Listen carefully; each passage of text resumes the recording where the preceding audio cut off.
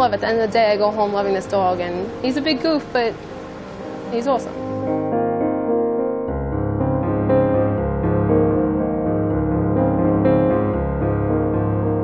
Third generation.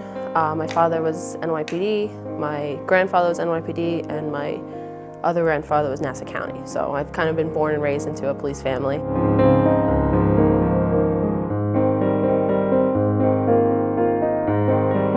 My best friend, you know, and she's gonna have the same thing with Mac. They're just, they are amazing dogs. And, except when they whine. German Shepherds whine a lot, in case you guys were wondering.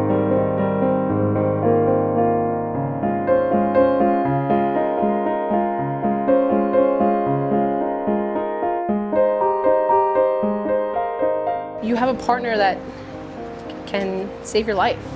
He can indicate on an explosive, he can save many other lives.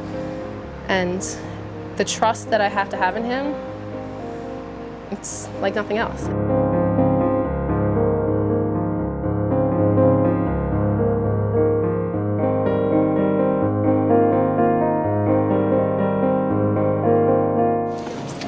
Column left, right! Column left, right! Watch your dog! I wanted to tell you a little bit about this facility. It's probably the largest in the country that's dedicated to transportation and transport only. Investing in these dogs and the canines is probably the best barrier we can put between the bad guy and us. For the investment we put in these dogs and what they give back to us is 20-fold. These dogs have so much utility to us and do so much good. If the average person was aware of it, they'd be amazed.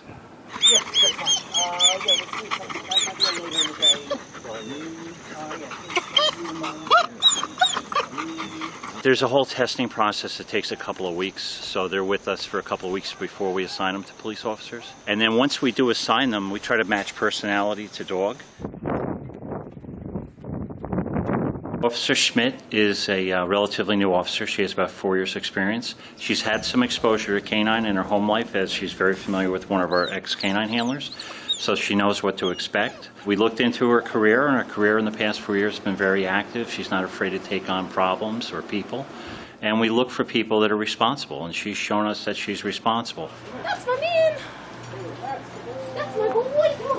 That's my boy! Yes, good boy! He's got a lot of puppy energy, and I grew up playing sports, and my activity level has been pretty high, so I think we're compatible in that area.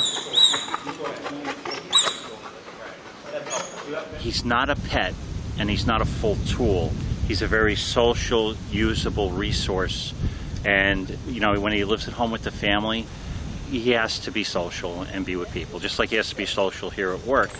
But these dogs are very high drive. They love to work. They're looking for a toy all the time. Their whole reason in doing any of this work is that they want to play. So the thing that makes them happy is they get to have a toy and play with it. You know, it's all positive reinforcement on the dogs. Hey, good job!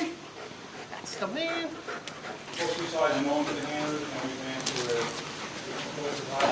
It's a lot of work. I never expected it to be this much work, but it's a great time, great experience. I need more work than the dog does. The dog picked it up within a month, and now here I am working on myself.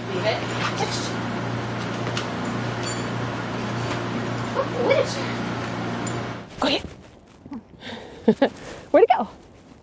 Go get it.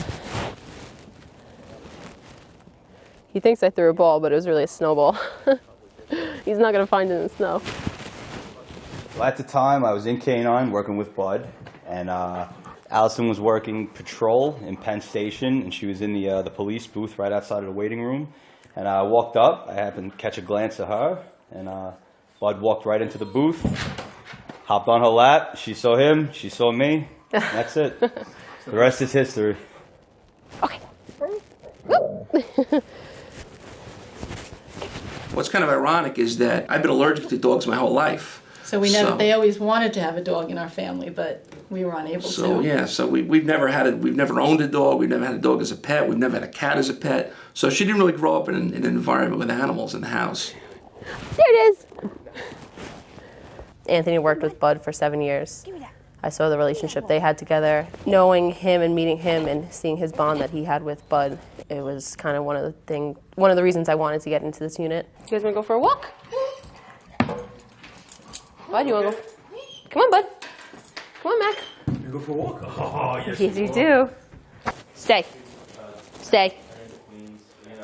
At first, she was a little jealous of anywhere I'd go, he'd follow with his eyes. But over the last couple of years, especially since he retired, that's gone to her too. He focuses a lot on her, and we were worried when Mac came in that it was going to be, oh, that's my mommy. No, that's my mommy. But so far, it's been smooth sailing. Let's hope it stays that way. Track.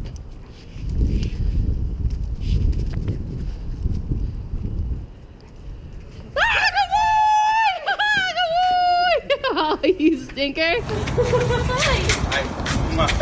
Now, what's this? What is this? Are you kidding me? You married me? Wait.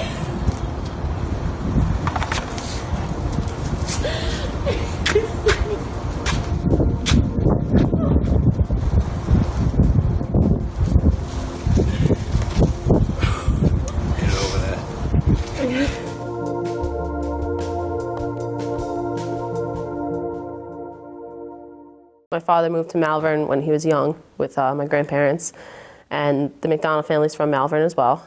They got to know each other throughout town. Patty McDonald's the mayor of Malverne.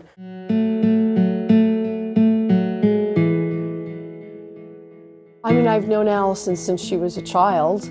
I've known the Schmitt family before Alison was born. I had the good fortune to know Stephen a little bit, and he really, truly was a great man. So we were all sorry last year when he died, and I know his son Connor as well, and they brought up a really remarkable young man as well. Patty and Stephen both should be really proud of how they raised him so well, Connor. I actually got to choose the name for Mac. We name all our dogs after fallen heroes, police officers, soldiers that have lost their life in the line of duty. So she called and she had asked Connor and I, would you mind if I named the dog after Stephen? And Connor and I were blown away. I knew it would be an awesome tribute, and he unfortunately passed away in January. So the timing of it, and knowing the McDonald family, knowing his inspiration for police departments, and it was very nice to hear Patty be very grateful about naming him Mac. I was not the dog person. Stephen grew up with the dog. And when we moved here to Malverne, Stephen wanted a dog, and I was like, no way, because I did not grow up with the dog. Now we have Murphy, who was named after Michael Murphy, the Navy SEAL who was killed. And so we tell his story when people ask us, how did you get Murphy? And so, like Mac, Murphy is, the dog we named after someone very special, Michael Murphy. I feel very blessed that Alison chose Mac for Stephen. His story has been a huge inspiration for, I think, every police officer, especially in New York City, and everyone knows his story, and he's been a great inspiration for all of us.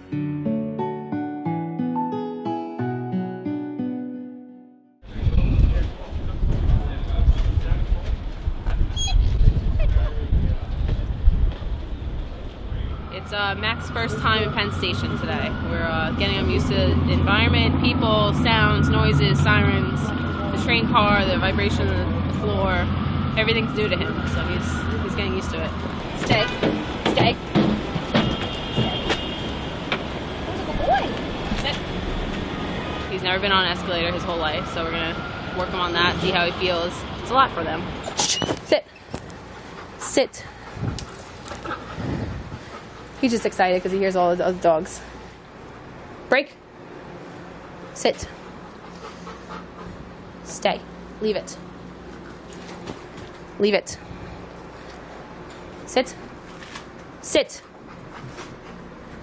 Leave it. I'm getting there. I'm not 100%, but I'm learning with him. He's learning a lot quicker than me, but I feed off of him, and this is all new for me as well. Heel. Hey, go heel. Good boy. Okay, good boy. Yes. This is the best part to him. He loves this. We just hit our halfway point in training. So we're about 6-7 weeks in. I'm very happy with his progress. He's healing a lot better. We've been practicing on that, practicing on the sit and stay off leash, which he's working on, but it's going to take a lot of time at home as well. The bond we've developed right now it's inseparable, and I take him home. Not many people realize that this dog is with me 24/7. When people at home, they have a pet. When you go to work, you leave that dog home. I have the privilege of taking him with me. What do I got? What do I got? Oh. Sit. Yes, good boy. Look at it. Good boy. Good boy. Check here. Come. Check here. Yes, good boy. It's not the toy that gets changed out. We have millions of towels at our facility because each scent is a different towel. So at first, like the black powder, we actually take a plastic bag and roll the black powder within the towel. So that's when they're playing with it, they are breathing in that scent. So when they're breathing in that scent, they think, okay, this is fun, this is exciting for me, let's go find that scent. So now when they search the train car and they smell that, they're like, oh, my toy's here. Heel. Good boy. Yes. Heel. Today's certification day. It's a very exciting day. We've worked very hard to be here. It's going to be nerve-wracking because now it's not training, now it's real life, and we'll be in Grand Central Penn Station. But we're excited to be out there and excited to certify, really. We got to get past that first. You want to go to work? See? Check. Check. Sit. Yes, that's my man. That's my man. Yes. Okay, open area search. You have 2 hides. Okay, sounds good. Come here. Sit. You want to go to work? Seek. Yes, sit. Good boy! Yes, haha! Good boy! Good boy! You brought me right to it. We are certified, officially certified. Now, I know he's excited to go to work, and he did such a good job. 12-week course, a lot of hard work, dedication, but it's all paid off. Congratulations. Thank you.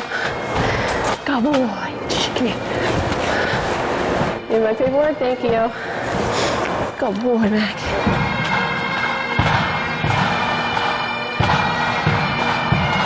This day marks the beginning of 13 new canine teams who will be working day and night to keep New York and Connecticut residents and their visitors safe. Anyone who tells you training a dog is easy never went through explosive protection school. Well, now Mac gets to wear his shield to work every day, and he's earned it. He's worked very hard to be here, and we're very grateful to have this experience.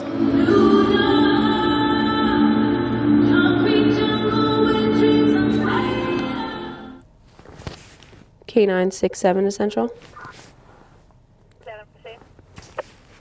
Security inspection, Ronkonkoma Station. I work 19 by 07, which is 7 p.m. to 7 a.m. It's 12-hour tours, and each night could be a different location. We're going to do a security inspection. We do about 5 or 6 a night, depending on where we're located. We do different locations. If there's a busier train station, we try and stay there for a long period of time. We check the station, check the waiting rooms, see if there's any suspicious vehicles. I'm aware of the danger. I've always said that I had the good fortune to work in some nice precincts in Manhattan that were relatively low crime. But, I was always aware and always stated to other people that, anything can happen at any place at any time. I don't worry on a daily basis about it. I think that the training that she's undergone has made her well equipped to do the job that she's got to do. My first bag I ever searched outside of training was probably the scariest, just because, what happens if he indicates? Now it's not training anymore. It's my first real bag, and the 3 months worth of training really helped us get to that point. And I trust Mac 100%, and thankfully I do, because I wouldn't be able to do this job if I did not trust him. The one absolutely unselfish friend that man can have in this selfish world, the one that never deserts him, the one that never proves ungrateful or treacherous, is his dog. And that's so true. I mean, as Mac is to Allison, Murphy is to me. The first week it was kind of a little crazy. It was untrained dogs, but now, oh, shoot. What happened? Don't get this on film.